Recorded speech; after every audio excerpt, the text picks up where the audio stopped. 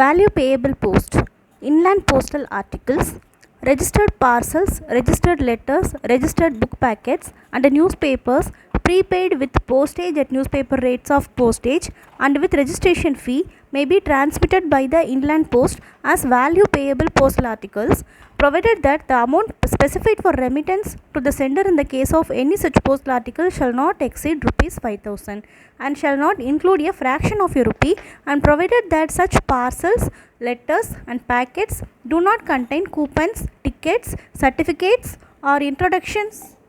designed for the sale of goods on what is known as the snowball system. No such postal article as aforesaid shall be accepted at any post office for transmission by post as a value payable post article unless the sender declares that it is sent in execution to a bona fide order received by him at any post office notified from time to time in this behalf by the Director General. The sender shall in addition be required to declare that the article is one, the transmission of which by post as a value payable postal article is permitted. No postal article as aforesaid shall be accepted at these offices without such further declaration. An article may be sent by the value payable post even though it possesses no intrinsic value. Thus, legal documents, bonds, policies of insurance, promissory notes, railway goods and parcel receipts, bills of lading or ordinary bills for collection may be sent as value payable postal articles. In the case of a railway receipt or bill of lading sent as a value payable postal article, it will be sufficient for purposes of this rule if the article to which the railway receipt or bill of lading relates has been sent in execution of a bona fide order. In the case of the other documents specified, the documents must be sent in execution of a bona fide order to send the documents itself.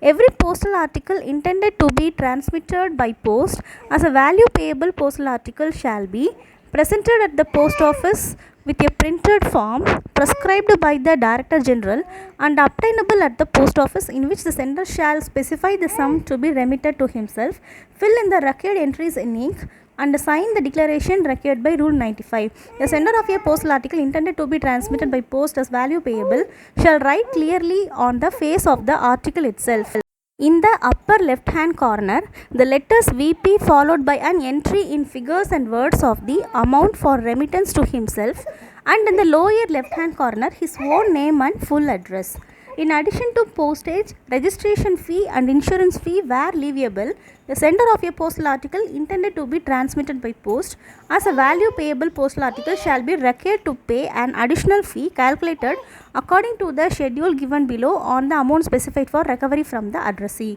Schedule of fees. Amount specified for recovery from the addressee. If not exceeding rupees 20, rupees 2, exceeding rupees 20 but not exceeding rupees 50, rupees 3, exceeding rupees 50, rupees 5. No article shall be accepted at any post office for transmission by post as a value payable postal article if it is so small or so covered with writing or sealing wax on the address side or otherwise made up in such a manner as to render it impracticable to affix to the article the official labels prescribed by the Director General. This rule shall not apply to an article which has an address label tied to it, provided that the labels is not so small or so covered with writing on the address side as to render it impracticable to affix to that side the official labels prescribed by the Director General. The amount to be recovered from the addressee shall be sum specified by the sender for remittance to himself plus a commission as prescribed by Rule 112 on the amount specified for remittance to the sender. When the amount due is recovered from the addressee, sum for payment to the sender shall be remitted to him by means of a money order. If the addressee of a value payable postal article omits to take delivery of it within the 7 days following the date of its presentation or the date of delivery of an intimation or its arrival to him or to his accredited agent, or in the case of an article sent out for delivery through a village postman, the date of return to the post office of the village postman after its first presentation or delivery of intimation of its arrival to the addressee or to his accredited agent, the article shall be returned to the sender on the 8th day, provided that if in the meantime the addressee has applied in writing to the post office for the retention of the article for a further period not exceeding 7 days, beginning with the said 8th day, and pays with the application a fee of rupees 3 for each day of such further period in the case of value payable parcels, and rupees 2 for each day of such further period in the case of other value payable articles. The article shall not be returned to the sender until the expiration of the further period covered by the application. Any fee so paid shall in no circumstances be returned. When a value payable postal article is returned to the sender under subrule 1, the sender shall be required to pay any charges that may be due to it and acknowledge receipt of the article by signing the form presented by the postman. In no circumstances shall any fee or fees prepaid by the sender be returned. If a complaint is made by the addressee immediately after the receipt of value payable postal article that it was sent dishonestly or fraudulently, the Postmaster General may, if satisfied that there are prima facie grounds for believing that the value payable postal article was sent with the intention of defrauding the addressee, withhold the payment to the sender of the money recovered from the addressee. If after making such enquiries as may be necessary, he is fully satisfied that the value payable postal article was sent with his intention, he may order the return of the article to the sender and refund to the addressee the sum of money recovered from him on delivery of the value payable postal article. Whenever the sender or addressee of a value payable postal article makes a complaint regarding the delivery of or payment from the value payable postal article, he shall be entitled to have an enquiry made by the post office on paying a fee of ₹1. The fee shall be paid by means of a postage stamp or stamps affixed to the letter of complaint. This fee shall be refunded in cases where the complaint is found to be well grounded. Impressions of a stamping machine made by the competent authority shall be tantamount to affixing stamps of corresponding value.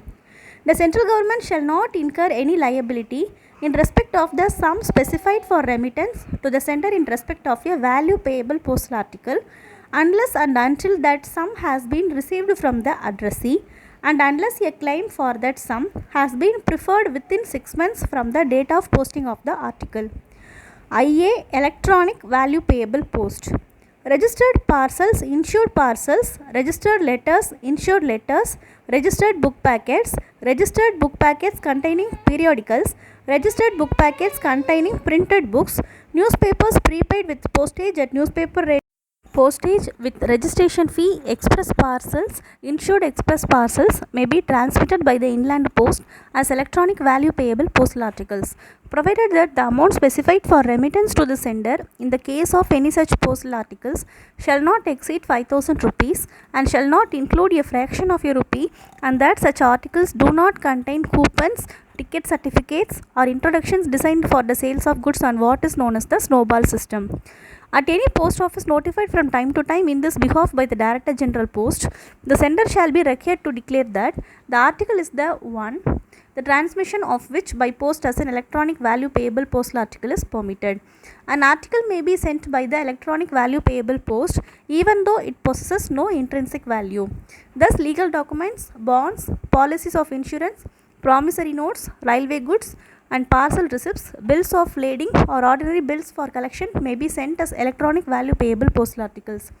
In the case of railway receipt or bill of lading sent as an electronic value payable postal article, it will be sufficient for the purpose. This rule if the article to which railway receipt or bill of lading relates to has been sent in execution of bona fide order. In the case of other documents, specified document must be sent in execution of a bona fide order to send the document itself. The post offices having the facility of e-payment may book electronic value payable postal articles delivered at any post office. Every postal article intended to be transmitted by post as an electronic value payable article shall be presented at the post office. The senders of the article intended to be transmitted by post shall write clearly on the face of the article itself. In the upper left hand corner, the letters EVP followed by an entry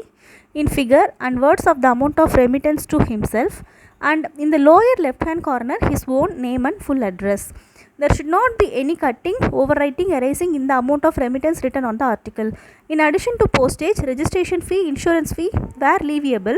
The sender of the postal article intended to be transmitted by post as an electronic value payable postal article shall be required to pay an additional fee of rupees 15 per article, which will not be refundable in any case. The amount to be recovered from the address shall be sum specified by the sender for remittance to him.